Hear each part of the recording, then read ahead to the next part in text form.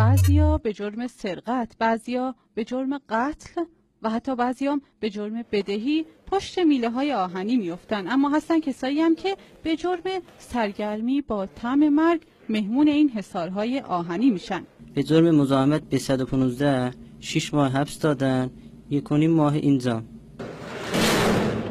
22 سالشه. تو کمتر از 6 ماه 654 مورد مزاحمت برای اورژانس 115 تبریز ایجاد کرده که از این تعداد 71 موردشون منجر به اعزام آمبولانس شده.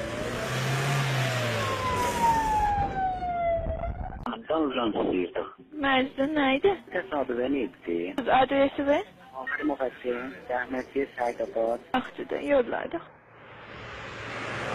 آدرسی که اعلام کردید همون محل هستیم، اینجاست، موردی نیست. محل رو بررسی کنید، اگه موردی مشاهده نشد در موزه. اورژانس می اومد میدید هیچی نیست، ما هم میخندیدیم. 4 ماهه اول سال 1395 از 200,000 تماسی که با اورژانس 115 برقرار شده، نزدیک 42,000 تماس مزاحمت تلفنی بوده که منجر به 400 تا مأموریت کاذب شده. در کنار دلنگرانی‌های اورژانسی‌ها برای کمبود نیرو، کمبود تجهیزات و حتی ترافیک، مزاحمان تلفنی هم دردسر بی پایان اورژانسی‌ها شدند.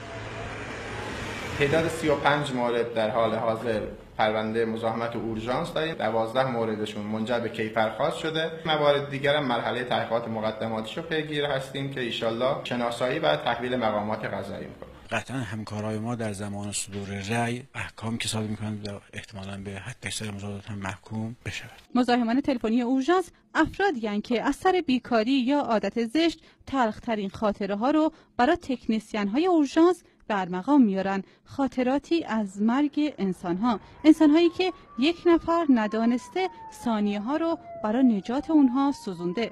بیمار متاسفانه دم در بیمارستان فوت کرد که اگه چند دقایقی زودتر میرسیدیم مطمئنا این بیمار زنده میموند. الانم خیلی پشیمونم، نمیدونستم سر دلخوشی من خیلی ها جونشون از دست دادن. گاهن یادمون میره شوخی با 115 یعنی بازی با جون انسانهایی که دارن با مرگ دست و پنجه نرم میکنن. قربانی، خبرگزاری صدا و سیما، تبریز.